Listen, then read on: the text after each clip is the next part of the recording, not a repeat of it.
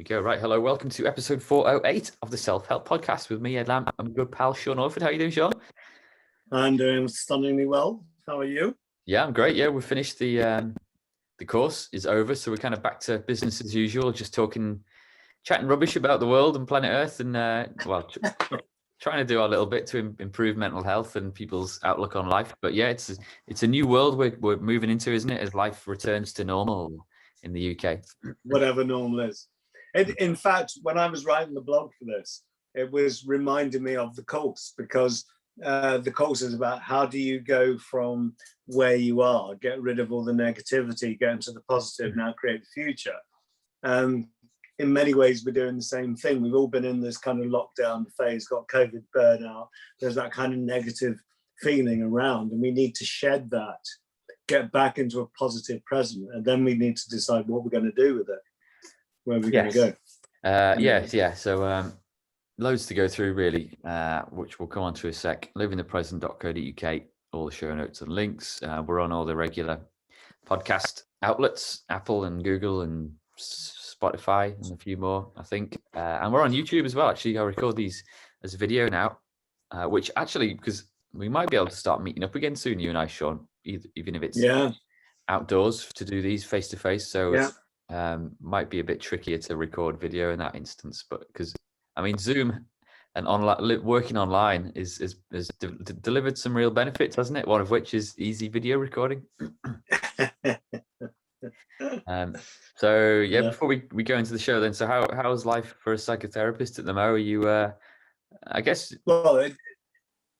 moving into the episode, are people that you're working with, are they excited to be returning to normal and to be able to see friends and family again, or are they nervous about having to kind of readjust and relearn how we used to live? I've got three sets of people that are around me, both professionally and personally.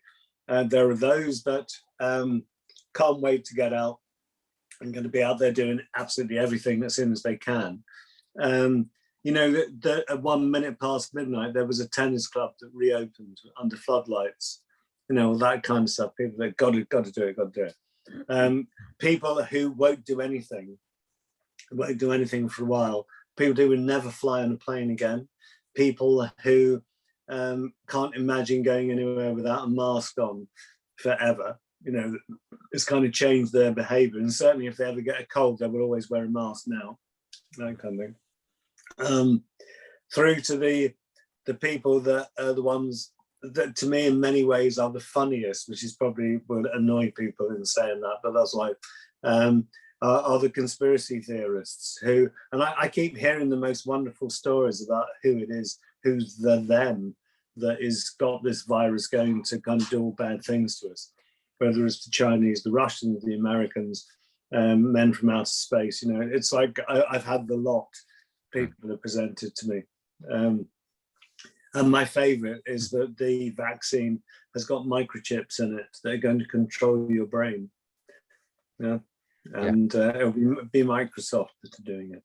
It's Bill Gates. Yeah. Well, stranger things have happened. We'll talk a bit more about that, the type of mind that believes that stuff. And, I don't want to kind of discount it completely because you never know. You never know. Indeed. You never know. But yeah, I guess the first thing I want to kind of breach is that the question, I mean, I think the title of your blog was, "Is it over?" But it's like breakout. What have we learned from it? It's that. I guess, is it over? And the question is, I'm trying to figure a question out from that is, it's not a question, it's a statement, because it is never over, it inverted commas, because life is just full of surprises and life is always changing, isn't it? So it's not over. Is that the short answer? yeah. And I think probably the answer is it never will be. Which kind of this idea about we've been in lockdown, we've been in jail. Who said? Why are we in jail? Why have people developed this mindset of like, oh my God, that's it, it's so unfair. And one of the things I was saying to you earlier on, we've got Auntie V, 93, who lived through the Depression and the war and all that kind of stuff. And for people like that, what on earth are we moaning about? They were locked down in a situation where if they were lucky, they had the radio and that was it. They didn't have any telephones or media. And at the same time, people were trying to bomb them and kill them at the same time. And here we are living in the lap of luxury with all this kind of warmth and food and all these wonderful services that we've got. And we're all moaning about it, and I can understand those older Captain Tom kind of people looking at us and thinking, oh, I haven't got a clue. Yeah. Yes, proper snowflakes, aren't we? Flipping heck. Yeah, so I mean, how are people that you're working with or you've spoken to? I guess there's a few things to be nervous about potentially. There's the fact that we haven't vaccinated everyone on planet Earth, not by a long shot. So the chance for the virus to start doing its thing again and spreading like the thing it does best is quite real. And then there's also people that are nervous about, re-engaging with society and trying to get back up to speed with all that stuff. So how are you helping people through this at the moment? Or do people need help? Well, a lot of it is about people coming to their own decisions about what's going on. And it's like, if you do what makes you feel comfortable, then you're okay, aren't you? It's a bit like, at what point will we be able to go and hug other people? Would you ever feel comfortable hugging other people? Would you shake hands with people, or would you, we carry on doing the elbow forever?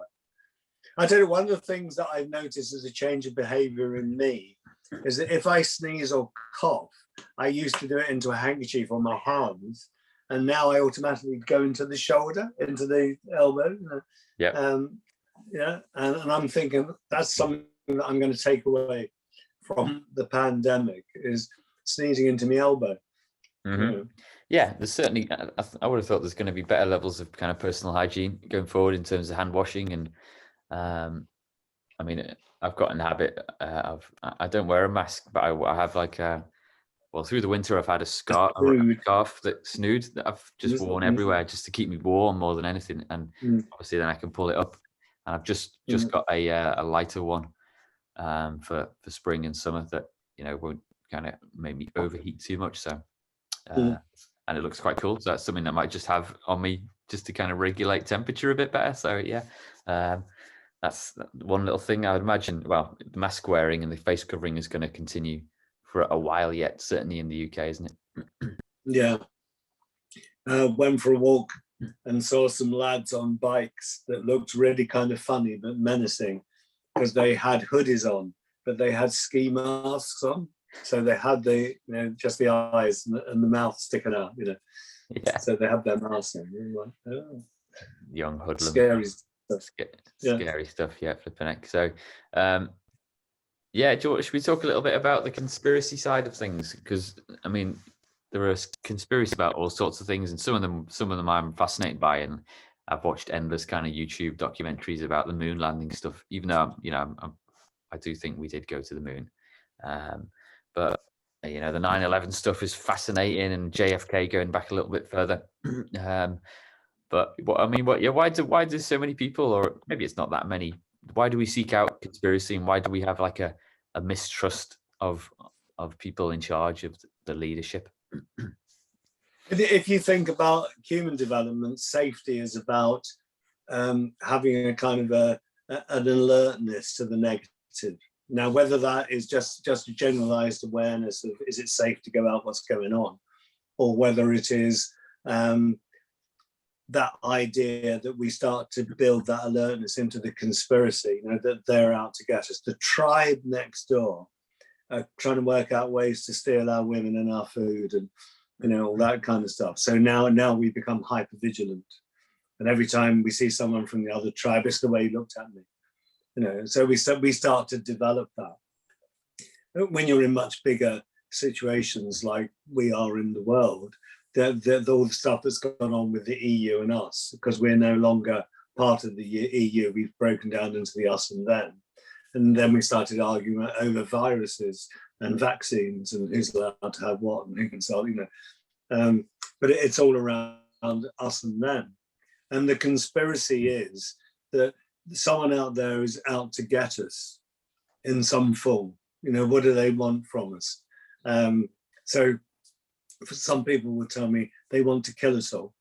One of the quite a few people have said to me, this was a virus that was designed by the Chinese to get rid of their older population, and it's just slipped out into the world, but it's going to kill all the older people. I've had that one. Yeah. But the idea that this is our government wanting to control us. This is, by making everybody wear masks, we're teaching everybody to be compliant. And that's because of what's coming next. This is just a preparation for what they're going to do to us, because we're going to be controlled. Mm. Yeah. I mean, I don't want to belittle people, because there's obviously a certain chunk of the population that are quite into all this stuff. And, I've seen there's been rallies, demonstrations quite recently, in the UK and globally about it. So I'm not immersed in that world, so I can't claim to know everything. No. Have to understand it completely. So we shouldn't belittle it too much, and we're not, So, but I guess coming on to it speaks to me about like our relationship with our fellow neighbours and how much we trust our neighbours and the people that we're supposed to be our fellow citizens a little bit. So one of the good things about the virus and like the last year has been it's kind of forced us to kind of live more locally and kind of get to know our local environment a little bit better, whether it's you're out for a stroll or using your local corner shop a little bit more, or your local little row shops, which I hope will be one of the things that sticks with us, really. Well, I see that as the other side of the us and them thing, in that many people are they're breaking down the barriers of us and them, because there are lots of people that are actually going out and looking after other people, whether it's providing them with food, checking they're all right. And I've seen the reverse of the breakdown of community by the build-up of community, of people actually taking time to check out people in their street and look after each other. So I think there is a huge positive in this that hopefully will carry on. And we were talking the other day, weren't we, about the Wirral Wombles. Yeah. All that kind of stuff, to see people are actually caring for the environment. They're actually out there clearing up the mess that other people are happy to leave. It's good.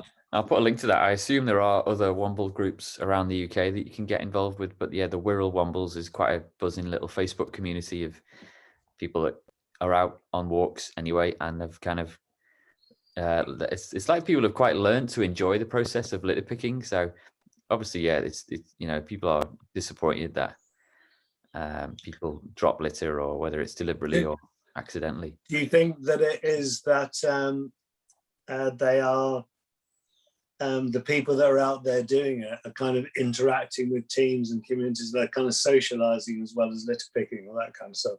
Yeah, I think so. Well. I think there's a proper community vibe to it. I think it's obviously, from what I've seen, it's quite a satisfying thing to do. I've done a little bit of litter picking, here and there. I'm not like up to the level of some other guys, but I think a lot of people do it. They find it quite satisfying, and it's made it a bit of a game how much you can collect on your way out. So I'm fascinated by it. Yes. But yeah, I guess what I like about it is as well, and I need to I might do a podcast about it for Rethink, see if I can get one or two of the people that are doing it most often. I like the fact that it's not, there's so much of life that we kind of outsource and we think of someone else's problem, like, oh, the council should be doing that. Oh, I pay all this council tax. Someone else should be doing all that. Whereas the Wombles, they're taking responsibility for it, and they've kind of understood, maybe not consciously, that it's our responsibility to sort this stuff out. You can't just expect someone else, just because they've got a high vis jacket and their job title is whatever, refuse collection, that they'll do everything for you. You know, you've got to look after your own patch, haven't you? Yeah, no, I agree. And the more we do that, the more that we look out. Because one of the things I say in the blog is that the two things that I see going on is that some people have contracted and they've gone inwards, and they're only looking after their own little group, you know, which might be their family, it might be their own kind of group of ethnicity or orientation or whatever it is, but it's the us bit, the us and them. And the reverse of that is I've seen people that have opened up and got out, they've blossomed in the pandemic because they've gone out and been highly motivated to do positive things, whether it's litter picking, delivering food or prescriptions, looking after other people generally. Yeah. Just checking people out, you know, making sure that older people that are on their own are okay, you know. Yeah. How's your relationship with technology? You obviously, I know you're a gadget freak like me, so you've got iPads coming out of your ears and all over the show. But have you generally felt that technology has been a force for good in the last year or so, or is it kind of doing your head in now? No, I'm okay with it. I mean, it would be lovely to meet people face to face. It would be lovely to sit down with you and actually do a live podcast, you know, in the same space. Yeah. The working online, because I was doing it anyway, because I do a lot of work around the world, and to do work online is something that I had habituated to before we went into lockdown. So I guess I went from doing maybe 30-40% online to doing virtually 100% online for a long while. I am doing some clinics in occ health departments in factories that are all very clinically correct from a cleansing point of view. Yeah. But in the main, I'm running things online. I'm talking to people online, doing all kinds of stuff. And in some ways, it's expanded some of the things I do, because I've been asked to do some stuff across the world, doing some mental health stuff in places like China and India. And there's quite a few places they've asked me to have some input. And that wouldn't have really happened if we weren't actually out there in the media doing stuff anyway. Yeah. Yeah, I think we're going to end up in a place where I've got in the habit of Zooming and doing all sorts online now, and yeah, there are occasions where face to face is better, but I think it's become kind of second nature now for me to schedule a Zoom call or just do an old fashioned phone call. It doesn't always have to be Zoom, does it? And that normally I would have invited someone in for a meeting in my office, which, I mean, I've still got my office and I'm still paying for it. I am thinking about whether I need it anymore. But that kind of, it's not a huge expense, but I have to wait and see how things pan out. But this is going to be the fascinating part of the next year or so, seeing what sticks and what doesn't, because a lot of our economy is based around people going somewhere else to work for the day, whether it on a train or on a bus or on a bike or in a car, and then spending 8 hours somewhere else where they might buy a sandwich or they might get a magazine or they might, goodness knows what, to then return home. So a big chunk of that, even if it's only 10%, disappears, which will probably be more. That's going to have a massive knock-on effect, isn't it, for how town centres and cities and retail parks operate? Well, one of the things that is apparent at the moment is because people haven't been going out to work and stuff and can't go to pubs, is that people's levels of savings have gone right up. So people have got quite a lot of disposable cash now. So there's going to be a whole load of people that are going to want to get to spend it, isn't it? So there's going to be a lot of pressure on us to engage in things that relieve us of our cash and get the economy going again. I know. But one of the realities is, what do we actually need to do? How many people do need to go into the workplace? And sometimes those needs are psychological and emotional. People need to go in for their own well-being. Yep. And that's kind of fair enough, I get that. But also there are the issues of, from your end certainly, about why do we need to have so much pollution, so much travel? And it is like you see the cars, and I was doing it the other day when I had to go down the motorway, and the amount of cars that have one person in it, doesn't kind of make sense, really. No, it's not. It's not a particularly efficient way of shifting a lot of people around, but yeah. I like to see that or think that what's happened to us in the last year is part of a wider shot across the bow to humanity in terms of reeling ourselves in a little and living a bit more simply. And if we don't take the lesson on board, then there'll be a bigger shot across the bow, or maybe a direct hit next time. So yeah, who knows? So how do you see the message from Mother Nature coming into us human beings? What are we being told? What's the message in it all? Well, I'm not saying that I see it as like some kind of conscious decision by Mother Nature.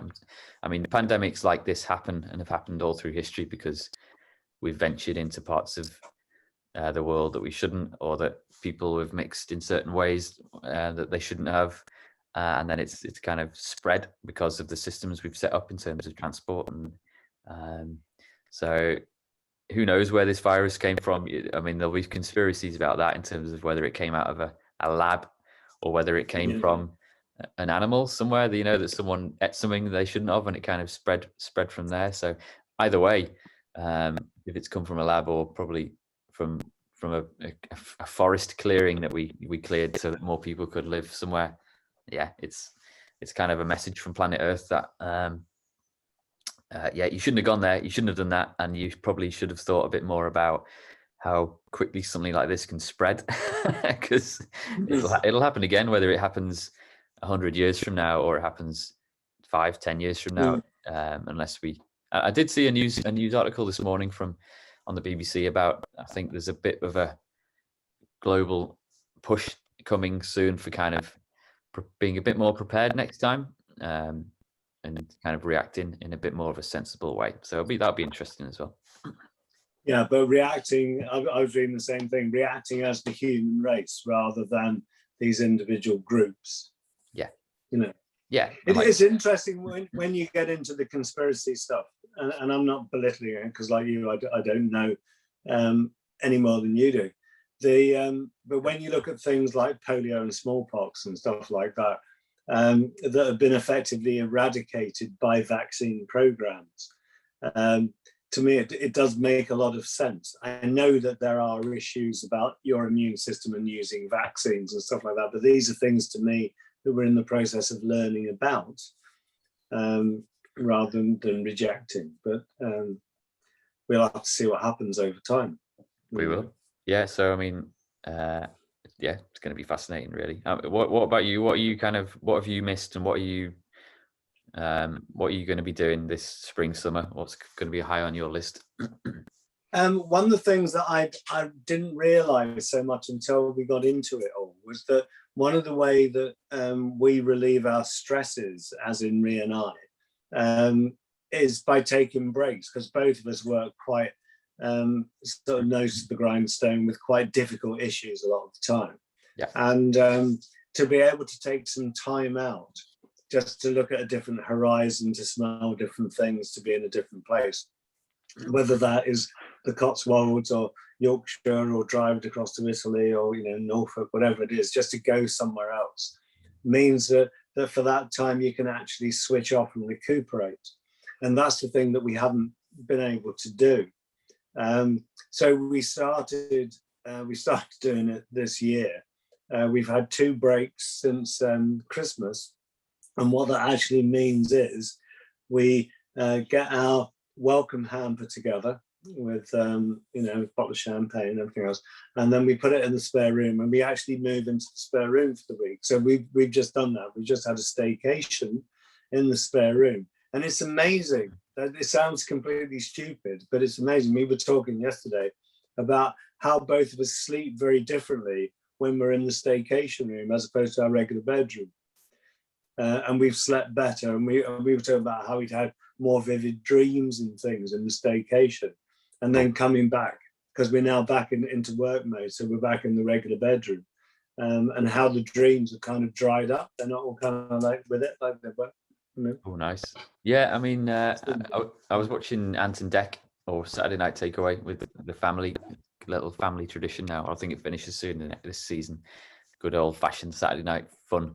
And watching the adverts in between. Like, I don't really watch much live telly now, so I don't see adverts. And you can skip them on YouTube, can't you? Quite often. So, yeah, watching the adverts is quite interesting at the moment. It was all the adverts were a big chunk of them were for holidays, even though like, and I've seen this phrase proper holiday, treat yourself to a proper holiday coming up, so for me that's like Northumberland, and I do want to get back at some point if possible to the Mediterranean and Italy. I'd love to, man. But this idea that you got to have a proper holiday, you deserve it for a week, a week of like take time off from life. And that's something we can talk about in a future episode maybe, because we have done in the past. It's not really sustainable from a mental health point of view to kind of work your ass off for 50 or 48 weeks of the year just to kind of give yourself a week's break, where you might just by the 5th or 6th day started to like slow down, and then it's like there's so much of life, isn't there, it's just setting us up to fail all the time, and just building in problems. There aren't any easy answers, because very complex stuff going on, isn't there? But when you look at the blog issue here, it's about, okay, we've been through this experience, and we've experienced it differently. I do know people who have had an absolute ball in lockdown, because you know what, they like being on their own, and they just don't like being with other people, so they've been in heaven. I've had that as well. But it's like, however it's been for you, the question is, why has it been like that? And is there something that you need to do about you? That might mean psychotherapy. It might just mean an adjustment of something, so that you're more comfortable being with you and being with those people around you. But if we are coming out of this now, we're going to go back into society. What do you want? What do you want? And it's like the amount of people that I've worked with who've used this time to do like an audit of where they're up to, from a money, job, relationship, life plan point of view. And people have gone through huge changes. Some people have used this space very positively and decided what they're going to do the rest of their life. And some of that does involve changing careers, going back to different kind of academic training, or more kind of on the job training, but to actually make things different for themselves. Yeah. So it's made people stop and look. I mean, you're saying, do I need my office? So like the question is there for you. Do you need your office? If you don't use your office, what are the implications of working from home as the kids get older? Have you got the space there to do it? It's like, it's making all those decisions, isn't it? And for each of us, those decisions are going on, and they affect everybody around us. Yeah. Big knock-on effect. The blog post you wrote, just to kind of sum things up, then the blog post kind of finishes with the idea that life is about learning, and that learning is an ongoing process. And that, I guess, that comes back to the idea that it might be over in terms of the pandemic, or at least it might be kind of easing off a little bit. I reckon planet Earth's still got a few little tricks up its sleeve, but it is never over, isn't it? And you need to kind of realize that you're always learning, and you need to be ready to learn new tricks all the time. But if the reality is that it's always going to be there's always going to be lessons to learn, it takes me back to that wonderful phrase that I just love, the American phrase about, we don't have problems, we have learning opportunities. It's up to us, isn't it? As we meet these bumps in the road and these obstacles, what do we do? And this is something I've seen quite a lot, is there are the people that are awake enough to learn from it, to change, to develop and grow from the experience. And there are the people that want to fix down, and they want someone to blame, and whose fault is it, and why is this happening, why is this happening to me? And they're the people that get embittered and get stuck. Whereas the people that have got the, hey, come on, let's sort this out and go and do something, are the people that are much happier and move on. You know, Yep. and I have met quite a lot of negative, bitter people over the last year, and I have met a lot of very, very positive, amazingly inspirational people as well. You know, same life, same energy, same consciousness, just used differently. Choices. Yeah. And that's the biggest thing. We got choice. What are we going to do? You know? Yeah. The world is what you make it. I think that's one of the lines in your in the blog post. Yeah. World is what you make it, baby. Yeah. So I think you're linking to the attractor factor as your resource of the week. Is that right? Yeah. And the attractor factor is good because it's a Joe Vitale book, and what it does is that when you know that you're not doing what you should be doing with your life, but you're not quite sure what it should be. You know, it's like, I know what I don't want, but I don't know what I do want. What he does is he quite cleverly takes you through quite a lot of questions that make you look at yourself. And so you go from this panoramic view of I could do anything, and he hones it down till you get focused on something, which is really good if you're trying to make decisions. It comes with the warning that it can sound a bit gaudy, like some American things can do. But to me, that's like the cheese on the pizza. If you can get through the cheese, the pizza base is good. Yeah, it's a really good book. And it does help you hone in, make decisions, and focus. You know, it's good. Cool. All right. I'll link to the Whirl Wombles, and I think you can request to join it if you're from the Whirl. And there will be like other Womble groups right around the UK. So if you're not from the Whirl, just hunt out your nearest kind of litter picking group, and you get involved if you want, but just kind of study it and look at the kind of positivity within there, and the idea that you can take control of a problem and like that actually have an impact, not just wait for someone to come and clear it up for you. Yeah, it's interesting. That idea that I can walk past something and go, well, somebody should do something about that. Yeah. But why shouldn't that somebody be me? You know. Exactly. Yeah. Remember that. Yeah. Cool. All right, Sean. That was good. Yeah, I'm good. We might be doing an interview next week, depending on whether we want to Zoom it or we want to wait a bit of time and meet up with Alison, who's been on the show before. But we'll see how we go. Hey. Yeah. A meet up would be good, but we don't know whether we're there yet. See how we go. All right, cool. Thanks for your time, Sean. I'll see you next week. You take care. See you now. Bye. See you later.